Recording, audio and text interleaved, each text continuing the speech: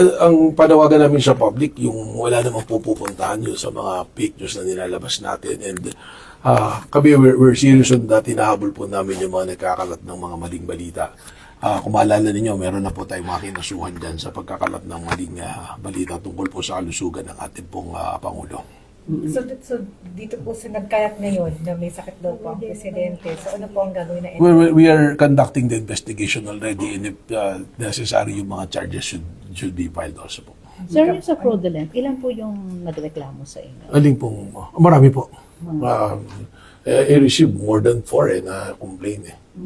So actually, Ito lang mga po si- 6 na complain. ito lang po si Mano Over the Santos. Holy Week, kaya nang nakabakasyon ako, nare-receive ko yung mga message. And yung mga ayente naman sa ground, binigyan ko na ng orders. In fact, may mga sinusundan na kaming personalities, and we're able to identify na rin yung ibang involved. Parang sindikato to eh.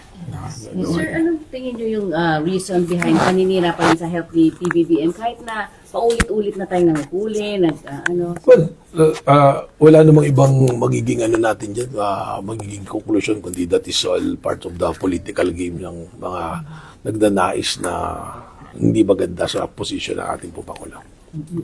So pwede pong ulit yung ano yung ikakaso doon po sa nagkakalat ng fake news. Well, imbestigahan po muna namin bago natin kasuhan, but at the very least, meron po yan na may cyber violation, may cyber libel po yan eh. And we'll look into the deeper possibilities kung ano pa yung mga kasong pwedeng ilabas po sa kanila.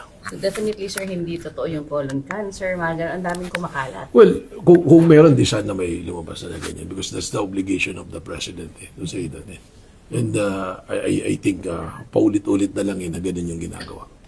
So we have to use the whatever technologies that we have to pin down kung sino yung mga nagkakalat ng maling balita. Speaking of technology, sir, kamusta naman tayo? Nakaka-level na ba tayo?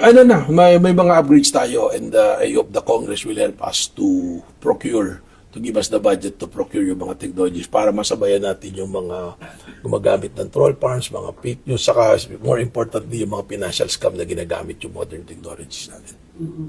Sir, nag-testify si Ivan